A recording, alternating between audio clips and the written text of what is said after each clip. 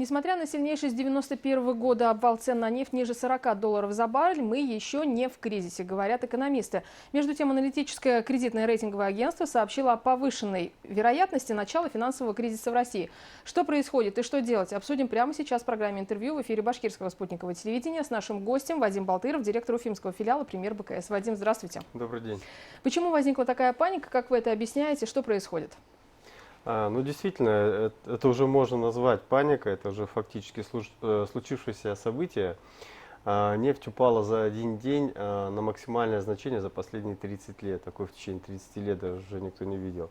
Здесь складывается множество факторов. Во-первых, если так вот откатывать картинку назад, вот вспоминая вот эти торговые войны, которые там происходили. США-Китай. Да, США-Китай. Это ситуация, которая до сих пор еще не разрешилась с коронавирусом.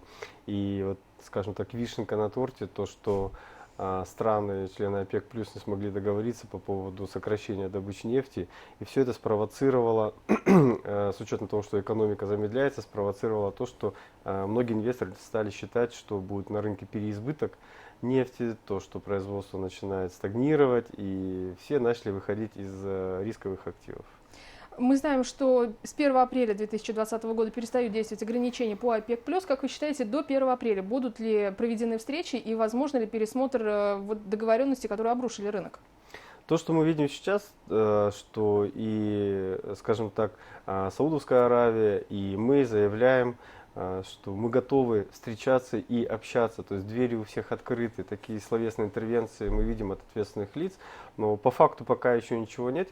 Я так думаю, что тема еще прорабатывается, просчитывается, и, честно говоря, глубоко надеюсь, что все равно разум восторжествует, что экономические процессы они возьмут вверх, и страны будут встречаться и о чем-то договариваться, потому что текущая ситуация, она в принципе не выгодна никому. Как вы считаете, каковы сценарии возможны и какой исход будет у этой нефтяной войны? По нашему базовому сценарию, когда вот мы общаемся с аналитиками, большинство склоняется к тому, что вот это снижение оно будет носить какой-то краткосрочный характер. И, возможно, там даже месяц-два, то, что мы видели в 2016 году, когда нефть также падала и в течение нескольких месяцев восстановила все свое падение. И мы видим, что там, в течение нескольких месяцев нефть должна все-таки восстановиться ближе к $40 за баррель.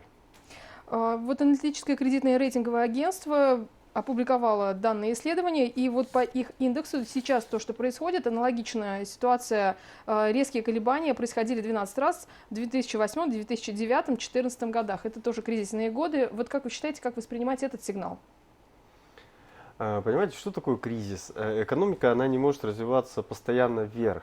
Там все равно будут определенные этапы, когда будет стагнация либо падение. Это нормальная ситуация для рынка, и это падение всегда используется для того, чтобы сделать более сильный толчок или рывок наверх.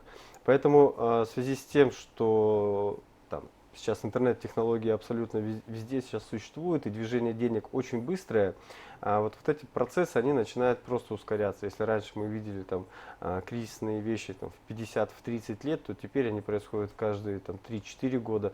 Возможно, будет еще какое-то ускорение. В итоге мы просто уже начнем привыкать к этим колебаниям и начнем просто быть к ним готовы и относиться также нормально. То, что говорят, что действительно сейчас мы находимся на пороге кризисов, я бы так не сказал, только по одной простой причине, что все-таки центральные банки у нас не дремлют, и они делают все возможное для поддержания рынка ликвидности. То есть сейчас ликвидности на рынке достаточно много, и эта ликвидность ищет возможность, куда ее применить для того, чтобы максимально эффективно работать. В частности, мы видели совершенно недавно, что ФРС понизила ставку на полбазисных пунктов, это достаточно сильное снижение. Мы недавно, наш центральный банк также понижал ключевую ставку. И аналогичные действия делают и другие центральные банки Европы, Азии. Поэтому они со своей стороны будут делать все возможное, чтобы поддерживать рынки. То, что многие аналитики и экономисты говорят, что последствия коронавируса еще не совсем понятны, это действительно так, потому что Будет ли пандемия или нет? нет, с точки зрения экономики, как это Влияние. будет... Да, Но это по итогам первого квартала будет понятно. да, то есть когда мы будем видеть отчетности компаний, мы скорее всего увидим определенное снижение прибыли этих компаний. Но есть еще другой фактор, что все-таки надежда на современную медицину очень высока, и удастся локализировать, да, вот это все событие, и оно не перерастет в некую такую Ну и тем более эпидемию. в Китае уже ситуация Да. улучшается. Там число выздоровевших уже превышает число заболевших. И закрыли построенные медучреждения. Действия Банка России. Как вы считаете, будет ли понижена или повышена ключевая ставка на следующем заседании, где будет рассмотрен ее уровень? Сейчас очень сложно это сказать. Много будет зависеть от того, как будут развиваться события прямо вот в эти дни. Если они будут усугубляться, то возможна ситуация, когда Центральный банк будет ставку повышать. На Это какой сейчас, уровень? Я думаю, что первые моменты просто Центральный банк будет давать сигналы, что он готов к повышению ставки, и поэтому ставка будет повышаться, может быть, на 25 базисных пунктов.